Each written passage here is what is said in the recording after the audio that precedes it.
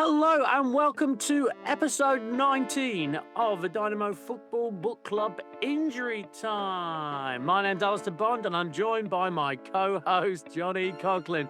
Johnny, you've made it to where you are today all by yourself with no need of nepotism. Am I right? Well, I had some help along the way, but I guess I do work in a different field than both of my parents. So yes. And you, Yep, I don't think I have been the beneficiary of nepotism. My dad is neither a bartender, and if he was, he'd be the worst one in the world. Because this week we are doing Father and Sons, Sons of, whatever you call it, Father and Sons, Five-a-Side Special. Win. And somebody did well to rescue.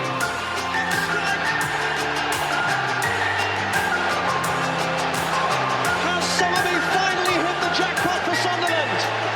Well, surely this is it.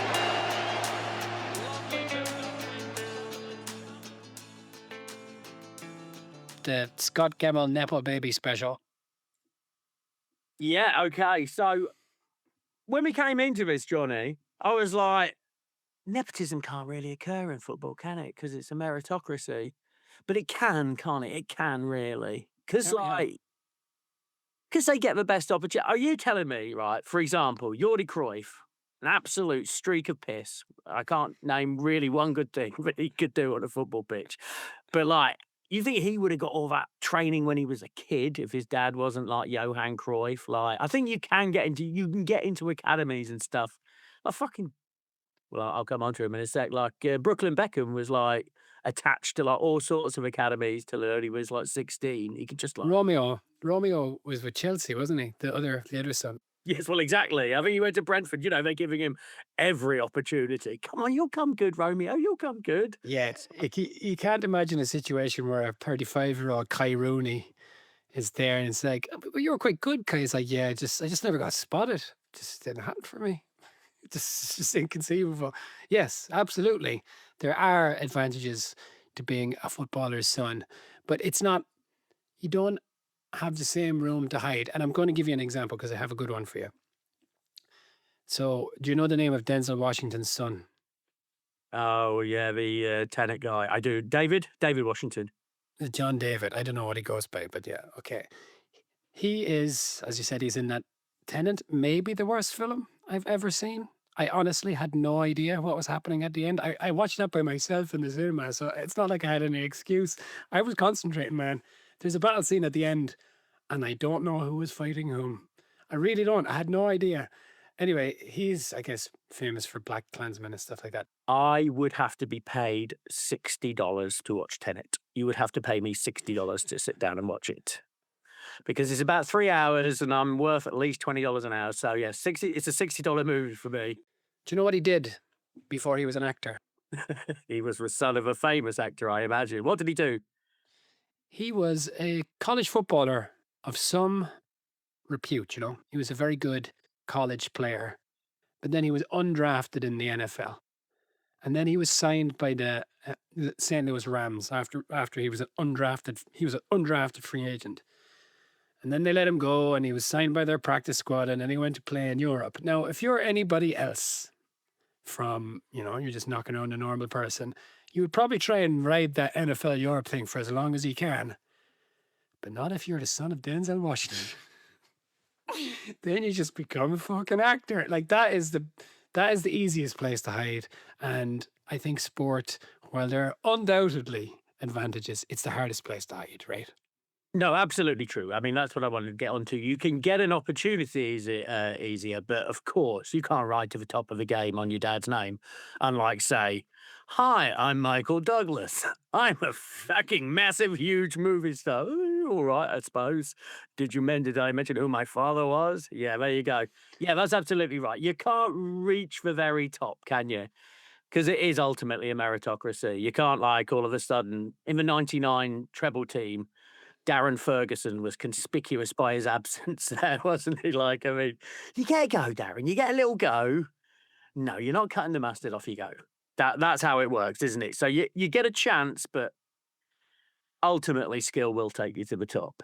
My older child was born on the 30th of December and statistically you're more likely to succeed in sport if you're born earlier in the year.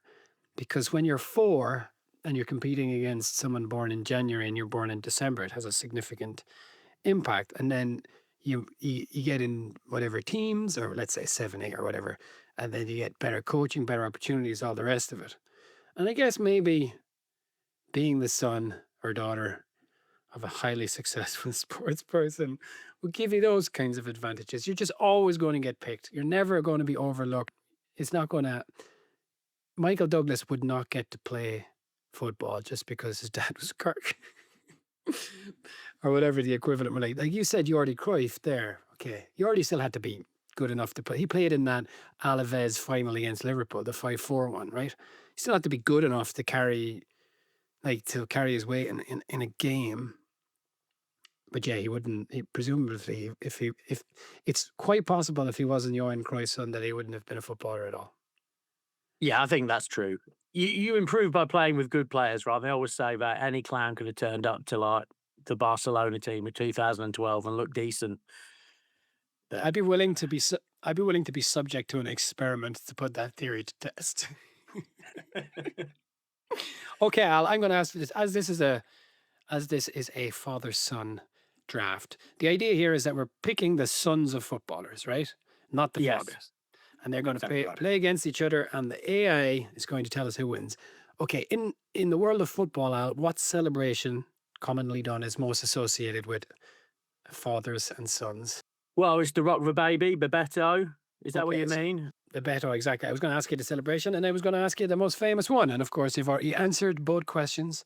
I'm going to ask you more questions now. Okay. Very good. The scene is thus. It's the 9th of July, 1994, in Dallas's Cotton Bowl Stadium. Bebeto has scored the second goal, 2-0, in what goes on to be a 3-2 win in the quarterfinal of the World Cup for Brazil over Italy. Yeah. Oh, no, not Italy. I don't know, Jenny. I didn't watch a single game of the Okay. 94 World Cup. Okay. It's the Netherlands, who I guess at the time we would have all called Holland. I'm not really sure when that changed. Okay, Bebeto scores and he does the celebration and he's joined by 2 players. Can you tell me who those 2 players are? Now, bearing in mind you never watched this competition. I know, but I can see the. I'm going to say Dunga and Romario. Am I right? Okay, you're correct with Romario. And there's a third player who's not Dunga, and I'm not going to tell you his name because his son may come up later in this conversation. But all 3 of those players, Bebeto, Romario, and this other third guy, they've all had sons who've played professional football. And this is fun. The kid who Bebeto was celebrating the birth of, so it was the 9th of July, his son had been born 2 days previously, on the 7th of July, and the name of the boy who was born was Mateus Oliveira. Mateus, named after Lothar Mateus, went on to play for Flamengo in Brazil and Estoril in Portugal. And now he's playing I think he's now playing in Dubai. And Romario had a son who played in Brazil. But this third player has had quite a successful son. Do you know what I'm talking about? I've got a feeling I do, Johnny. More than one successful son, perhaps. Oh, very good. Yeah. Okay. All right. Well, let's leave that there. And before we move on to the thing itself, I've got another couple of little fun things for you. First of all, do Nottingham Forest have any little Nepo babies coming down in the pipeline? I wish we had anything coming down the pipeline. No, not that I am aware of. We've got a few down the years. Tyler Walker is currently plying his trade in the bottom division, I think. Barrow. Son of Des. No, very good, Johnny. Very good. Very good. Who else have I got? I have information then that might be useful to you. I would say it's going to be all that useful in the long run. But have you heard of Shay Cahill? Oh, no, I've not. No. I'm going to Do give you you. believe a son of Tim? Yes, he's currently on the books at Nottingham Forest. And if that is not enough to get you excited, let me tell you about his former team. A little team called Brisbane Roar who let him go. So I'm expecting big things. I'm expecting big things from Shay Lou Tim Cahill. Well, you know that Brisbane Roar Academy, mate. It just pumps it. That's like the Man City Academy, isn't it? Like, Okay, one more. Do you know who Paulo Dybala's father is? no, I don't. It's Lionel Scaloni, the Argentina manager. No kidding. How about that? I had no idea about that. Because it's not true. There's a there's a internet meme. There's a picture of Dybala, sorry, of Scaloni with his own son, this 14-year-old. I don't know what his name is. During the after the 2022 World Cup final, and the kid is this. Honestly, he's a spitting image of Dybala. So there's this meme or whatever theory that Dybala was sent back in time. Obviously, this is not a real theory. He was sent back in time to win the World Cup for Argentina, but he's actually the son of Lionel Scaloni. That's kind of fun, isn't it? Yeah, yeah. Well, I'm all in for a conspiracy theory, Johnny. I believe it. He's got a kind of otherworldly look about him, old Dybala. All right, Al. Do you want to get on with our little? Oh wait, Al. You know what I did? I put away a coin. Oh, that's the kind of preparation you can expect here at Dynamo Football. Fool me once. Gladiators, ready! Okay. All right. Heads or tails up? I'll go tails. For real? It's heads. Oh, bollocks. Okay, well, there's a couple of big names. You can actually make an absolutely amazing team out of these players, can't you, Johnny? Hey, and just as a fun thing, could we run it so we get their dads to play as well at the end? Ooh, baby. Yeah, we can absolutely do that. It'll just take a minute, but that's a great idea. Okie dokie. So you're going first, Johnny, I assume? Yeah, there's amazing players in this. And I may be guilty of recency bias, but I'm going for the luscious lipped, Oh, fuck off. tomahawk steak eating, unpasteurized milk drinking Haaland. Erling Braut Haaland. Well, Johnny, I can tell you he was my first pick too. Yeah. Now that you mention it, I'm also going to think of the followers because that is fun. Haaland. I'm absolutely sure I've told this story before on the podcast, but he's come up again. Alfinger Haaland made my brother cry. We went to watch Forest training in the 90s, where I learned to say the word water properly. And he's back, Steve Stone. And he ran onto the pitch to get Alfinger Haaland's autograph. Alfinger Haaland told him, fuck off, I've not finished training. My brother returned in tears. Great, great memories. Were you actually delighted? Yeah, a little bit. Yeah, it's quite funny in a way, just to see a little joy in his face and maybe out the dejection. Still, it was a magical day. All right, I'm going to say this to you, Johnny. Erling Braut Haaland remains the most underrated player in the world. All this shit like, oh, he's got to play. Oh, you got to build a team around him. Every fucking team he's played for, he's absolutely smashed them in. Do they play for him in Norway? I mean, the kid is absolutely unbelievable. I know all he does is score goals, but he scores so fucking many. So I love this fucker. I love him. Meditation king, tape over his mouth wearing. He wears tape over his mouth at night, you know. So he has to breathe through his nostrils. That doesn't sound great. Doesn't sound great. He made this revelation on the Logan Paul podcast. Even worse. There's a new kind of Netflix thing out about him. I think that's where that milk thing comes from. He doesn't drink pasteurized milk. I live quite near to the Pasteur Museum in France. I can imagine it's tough for them to take. Your kids must have been delighted. Hey, kids, we're moving to France. Oh, I don't want to go, Daddy. Oh, let me stop you there. We're going to live very near the Louis Pasteur Museum. We can visit regularly. Oh, Daddy, I can't wait to go. All right, just a couple more things about Erling Braut Haaland, right? Genuinely, if Alexander Isaac is worth 130 million, what's Haaland worth? Double. He's like a quarter of a billion pound player. Well, the current Isaac isn't any good, so he'd be worth 3 or 4 times that Isaac is worth. All right, let's say he's 3 times better than Alexander Isak. He's a 400 million pound player. All right, that's a decent start for you, Johnny. I'm going to have to need someone to shackle him. But who better, Johnny, than arguably the greatest defender that ever walked the earth? Johnny, you're wearing an AC Milan kit? I think you're...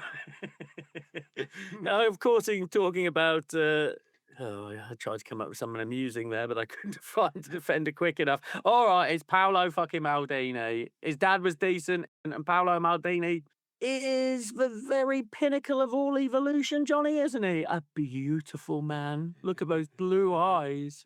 How dare you be so good looking and so good at football and so successful? When he finished his football career, he went on to play pro tennis, didn't he? Of course he did, because he looks like a tennis player. But He does look like a tennis player. He looks like a tennis player. 900 appearances, never got a red card. fucking, I mean, there's just nothing bad you can say about Paolo Maldini. He really was absolutely exemplary. I mean, as a kid, he was so fearsome. Just, oh, mate, no one was going to get any change out of him. An absolutely brilliant footballer. So Yeah, and his if you're son, going to have one player to shackle Erling Braut, it's him. Go on, Johnny. his son plays for AC Milan. But here's a fun fact, okay? Well, let me just see. Is his son called Danny? Daniel Mandini, yeah. He's now at Atalanta. He was with AC Milan. And I don't know what shirt number he wore, but this is kind of fun because when Maldini retired, they retired his number, but it could be taken out of retirement in the event that another Maldini was there to wear it. Now, how cool is that? It's, did Danny Maldini get to wear that shirt? Let's find out, sorry. That's the obvious question. No. Great stuff. Yeah, absolutely gold podcasting there, Johnny. Perfect. Isn't that ridiculous? If he's there like you're saying that you don't get a leg up if you're the son of a famous footballer. You know, he was good enough to get into that fucking squad and they didn't give him the bloody number. I take it back, it's not cool, it's fucking terrible. They're scumbags. Okay. You've picked a man to stop my rampaging luscious leapt forward. And now I'm going to pick a man to feed him. And that man Gross. has a very high IQ, 150. Do you want to tell me who that is? Footballing genius. He's fat as fuck. This boy's going right to the very top. It's fat Frank Lampard, isn't it, Johnny? Yes, that's right. Frank Lampard, current manager of championship topping Coventry City. He's going in there, baby. Apparently, Frank Lampard has an IQ of 150. Yes. Yes. That And is astonishing when you've heard him talk. I was thinking about that. You know, footballers are famous and not, you know, intellectual types. If you're really clever and you're hanging around with like fellas who just want to talk about watches and stuff, like what do him and John Terry talk about when they're on when they're on Roman Abramovich's yacht, you know? What are you reading there, Frank?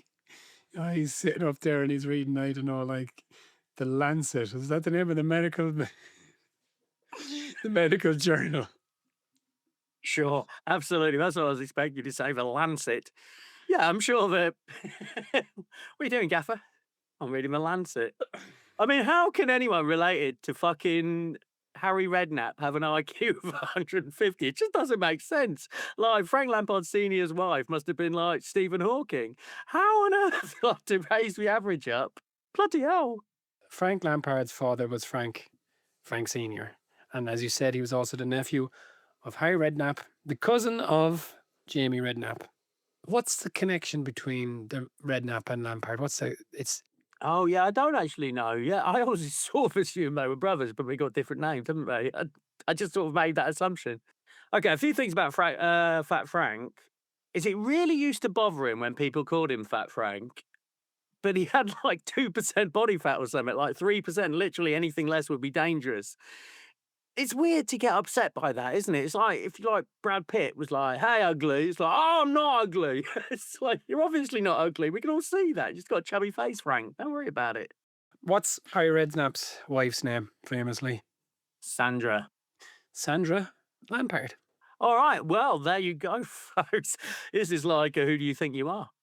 It's like If you think so, if this show was like Who Do You Think You Are, at least my dad would listen to it. That's all he ever tells me about. Like, oh, I saw this thing on Who Do You Think You Are? Stop now. you know, you were saying about it's amazing that Lampard, a clever man like that, could be related to Harry Redknapp. you wouldn't really think that Jamie, certainly younger Jamie, was the son of Harry Ader, would you? Jesus Christ. I know, again, because he's so good looking, Jamie Redknapp. And you can say a lot of things about Harry Redknapp, but you would never call him good looking. The No. jowly motherfucker. What's the name of that Deputy Dog? Well, he looks a bit like that. Yeah.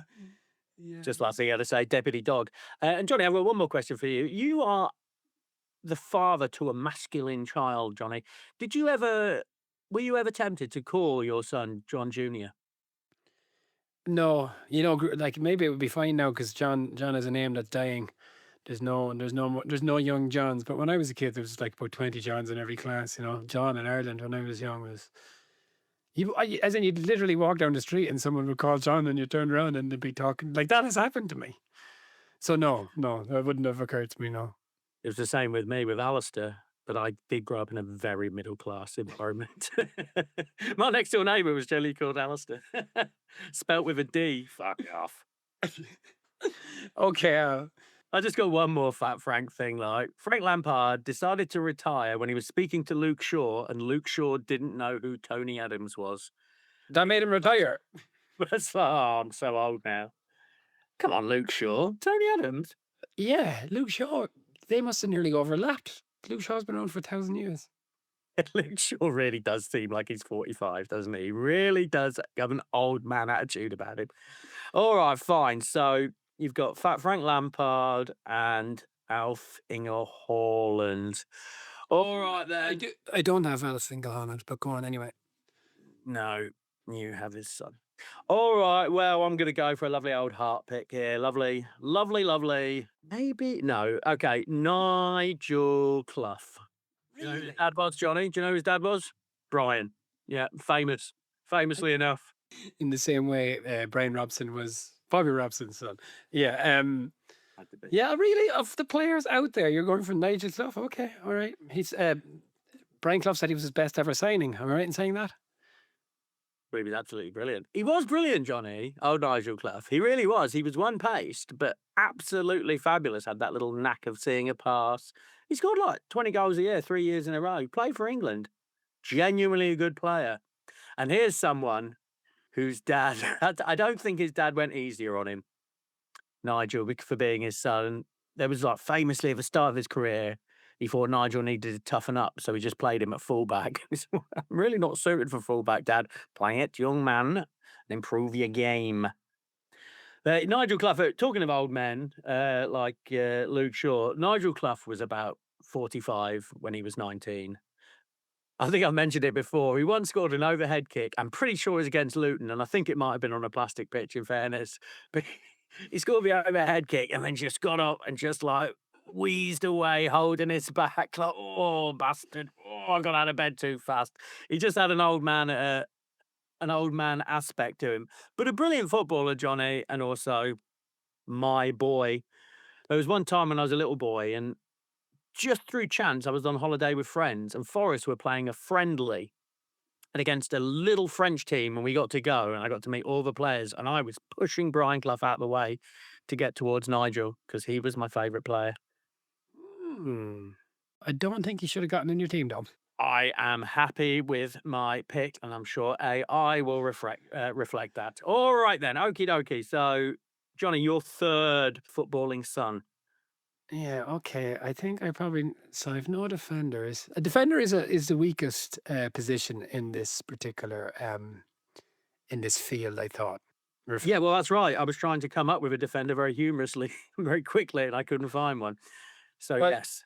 In the absence of one, I'm going to pick current Real Madrid manager Xavi Alonso, son of Perico Alonso, former Spanish midfielder, winning La Liga twice. And also, like this other midfielder who I didn't pick, Xavi Alonso's brother is a professional footballer as well, or was a professional footballer. There you go. Oh, that's very good. I had no idea about that, Johnny. Yes, maybe you wouldn't have picked Nigel Clough. He played for fucking England. Surely this has come up in the past. The Xavi, there's a funny Xavi Alonso thing about Ireland. A lot of time this stuff is bullshit, but a lot of Spanish students come to Ireland to learn English. And Xavi Alonso came when he was a kid. And apparently he played Gaelic football. He was into it when he was there. I'm sure he absolutely destroyed everyone for the 2 weeks he was there and fucked off and never thought about it ever again. But yeah, he went to study English in Westmeath, which is quite nice. I hope he speaks with a Westmeath accent.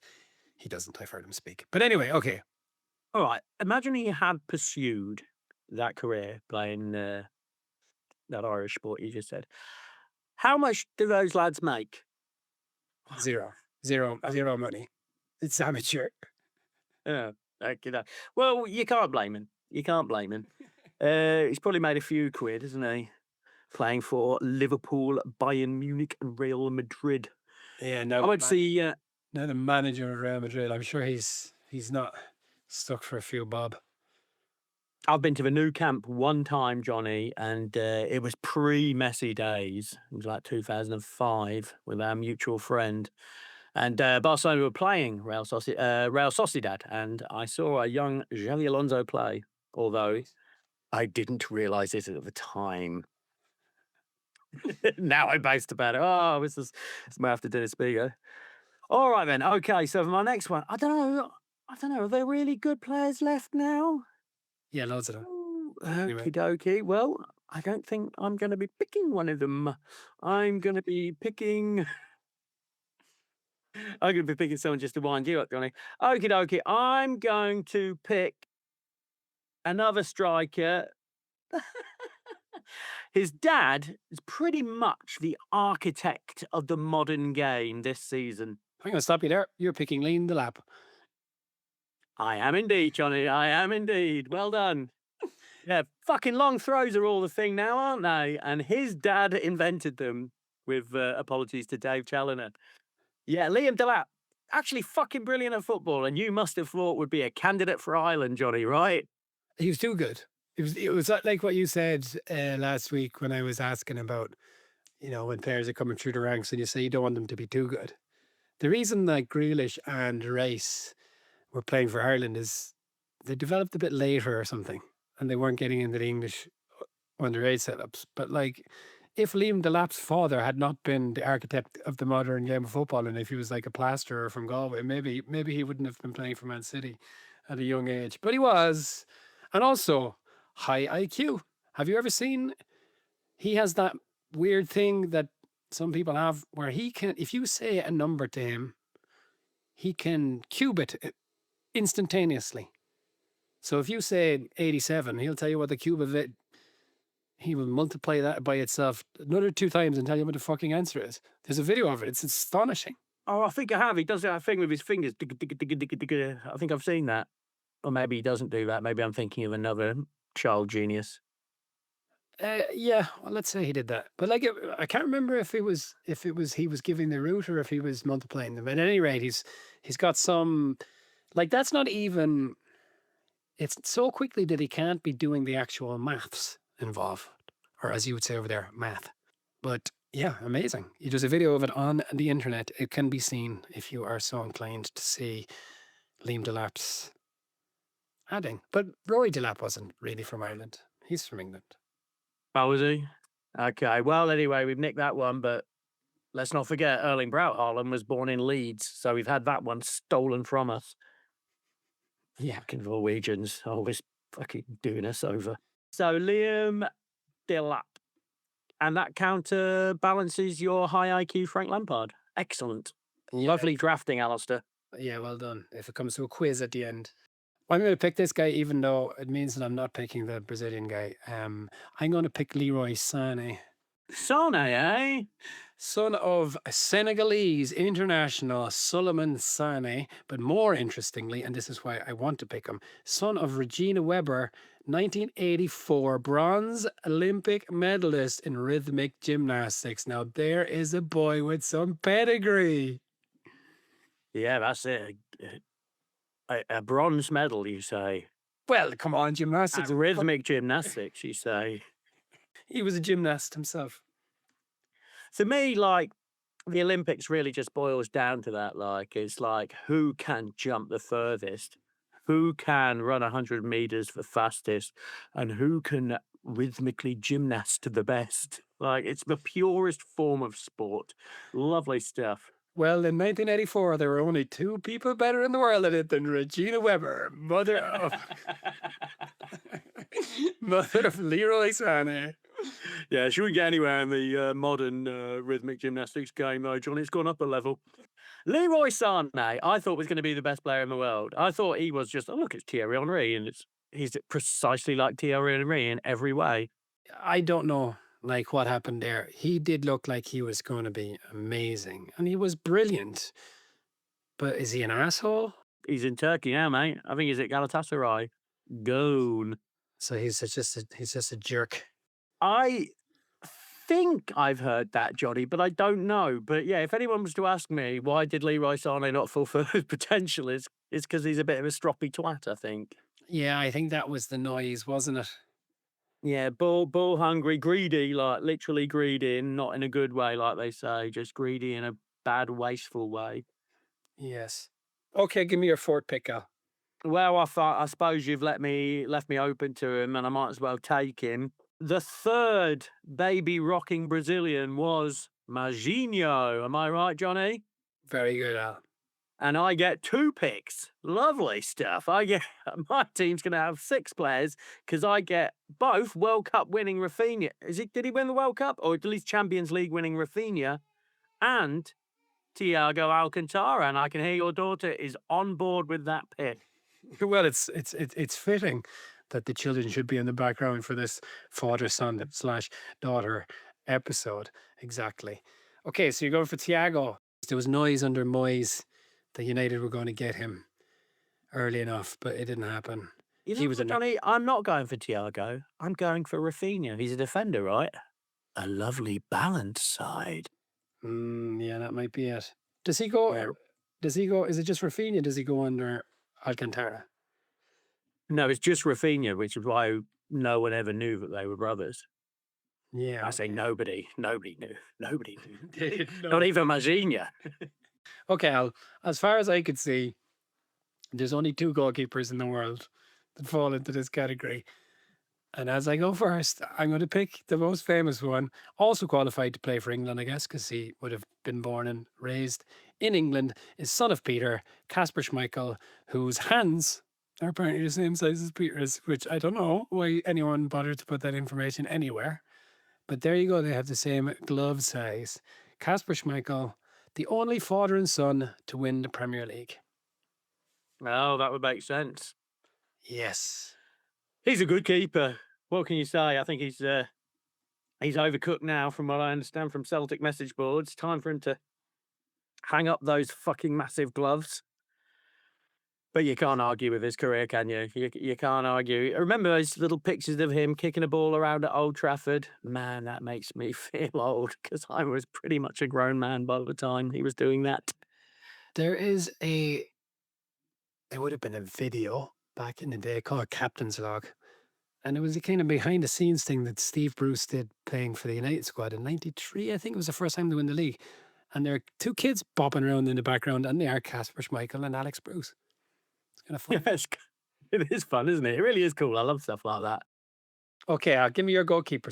Okay, all right. Well, I'll get this over and done with. Well, it's current Nottingham Forest third choice, Angus Gunn, son of Brian Gunn. And I'm going to say nothing else about this, other than I watched Scotland at the last tournament, whatever it was. I watched their first game, and I was like, fucking hell, this keeper is shit.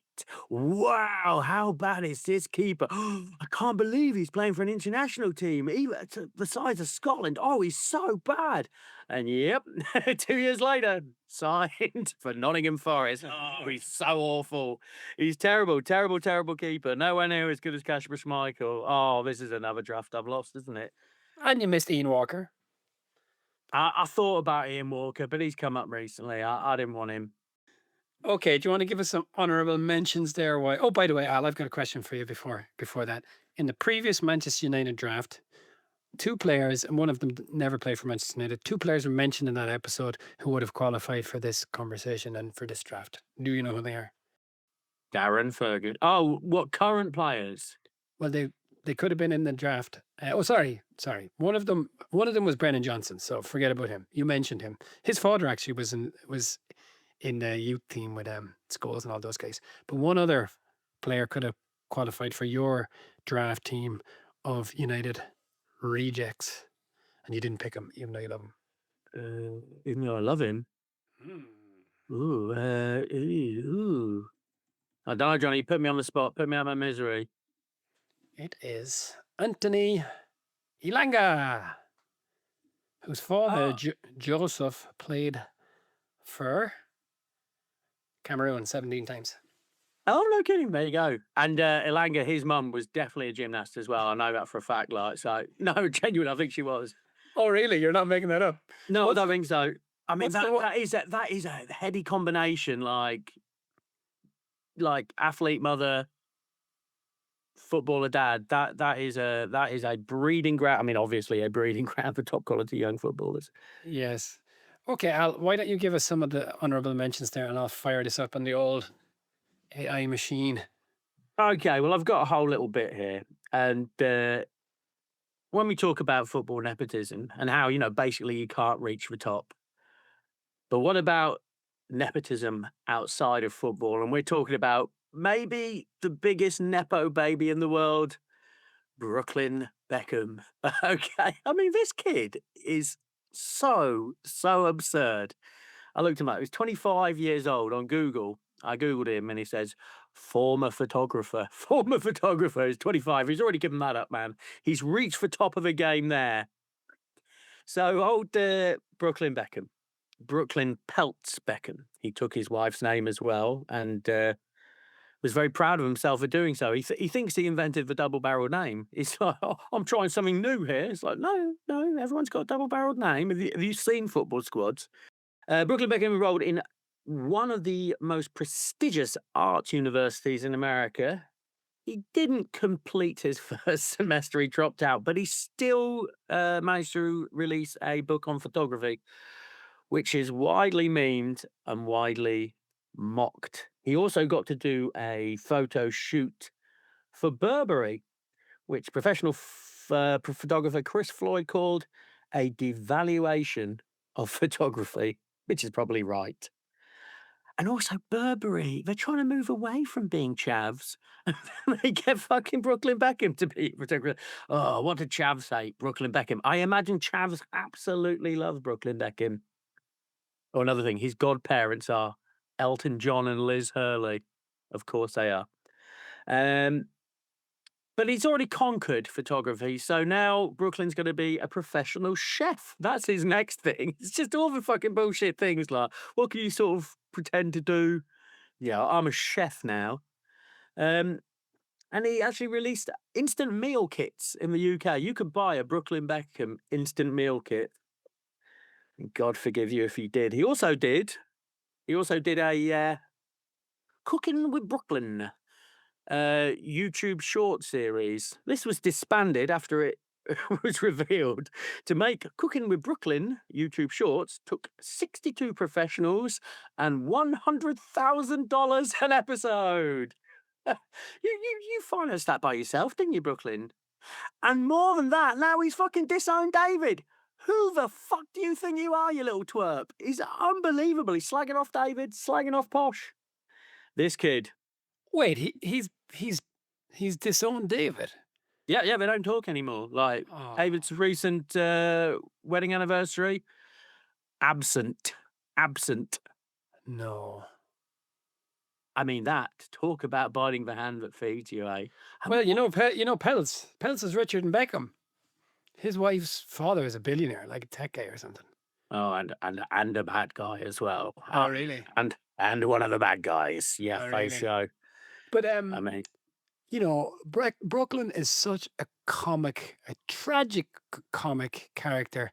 Still, I find that sad that he's turned his back on lovely old David. the other thing with him is he's not that good looking. He's okay. He's fine, but he's just a normal looking bloke. He's a normal looking kid. If he just walked down the street, you wouldn't be like, look at that beautiful man like you would have done with David. He's just an average looking guy. despite that, has modelled professionally because of what he has. Who's this fucker? This regular JavaScript. I am Brooklyn Beckham Peltz. Yeah, a really absurd character. He seems quite sweet, but just he doesn't know what's going on.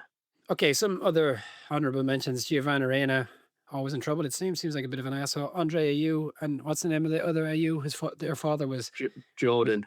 Yeah, and their father was the African Pele. Tim Weah, Michael Owen didn't get in there, even though England's own Nigel Clough managed to get into Al's. Michael Owen, who I think he says in his own book would have been the highest score for England were it not for injuries. Jack Grealish. Tony Cruz' father played second division in Germany. Darren Ferguson, of course, is my coach. Yeah, that's my list I've got here. Sean Wright Phillips, Federico Chiesa. Well, I would have been the leading scorer for England if I wasn't so fat and shit at football. So it's one of those, isn't it? Just to pick up on one of you there, Sean Wright Phillips and his brother. What's his brother called? Bradley Wright Phillips. Not actually Ian Wright's offspring. Let me stop you.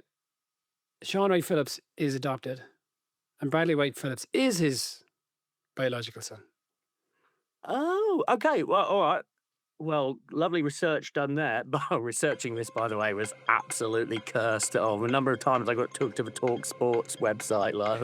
Not a place you want to be. Well, that's even more amazing in a way, right? You have to marry a lady who has a son. On top of that, who is fucking tiny, and that kid goes on to play for England. That's wild, right? That's wild. It is daft. Absolutely daft.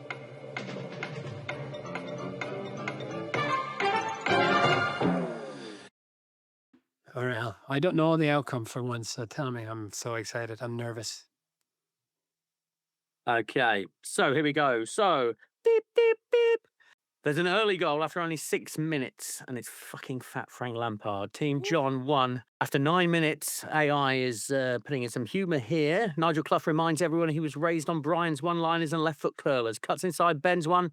Schmeichel fingertip save. There's a half-time analysis. Alonso and Lampard form an elegant double pivot.